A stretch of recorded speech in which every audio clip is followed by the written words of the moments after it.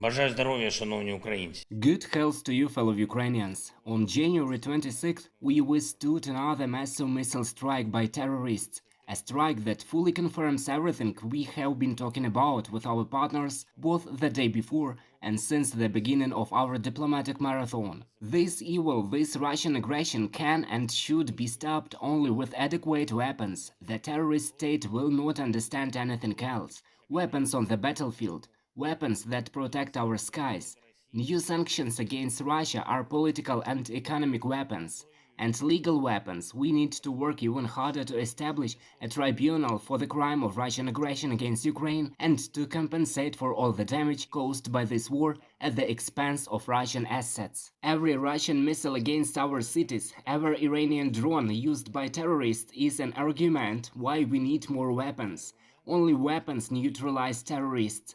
And I'm grateful to everyone in the world who is really fighting terror together with us, who is speeding up the supply of necessary defense equipment to Ukraine, and who is willing to increase sanctions pressure on the terrorist state. In particular, we are expanding our tank coalition. There is a corresponding decision of Canada, and I'm grateful for it.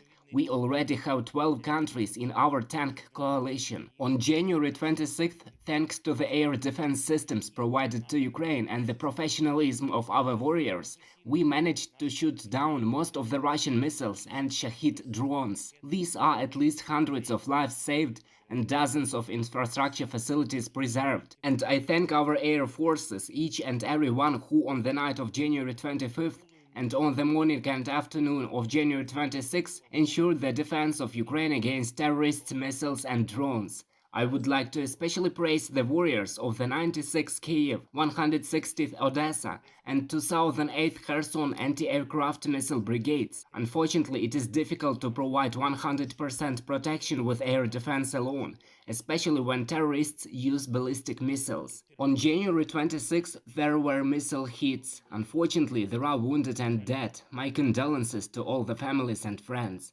The Russian terror requires asymmetrical responses. We need a new movement of our forces at the front. We need to ensure the defeat of the terrorists' ground forces. Whatever the Russian occupiers are planning, our preparation must be stronger. We talk about it with our partners and we discuss it at the meetings of the staff. On January 26th was just such a meeting.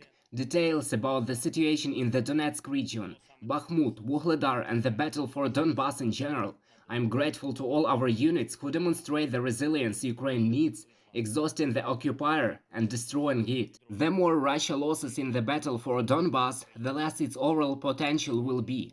At the meeting of the staff, we also discussed in detail what we should prepare for in the coming month. We know what the occupiers are planning. We are countering it. This applies both to the supply of weapons and ammunition and to the overall strengthening of our defense forces. On January 26th, I held operational meetings on the situation in the energy sector, on existing deficits and recovery from terrorist attacks. Repair crews are working in the locations of the hits. As of now, there are electricity supply restrictions in most of our regions.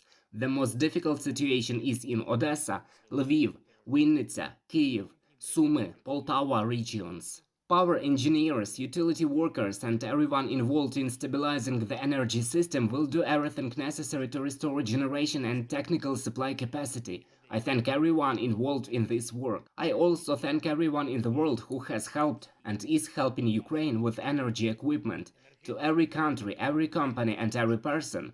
To those millions of our friends who, through United 24 or other support tools, prove that Russian terror must lose. And one more thing, unfortunately I have to repeat this for those who did not hear it well.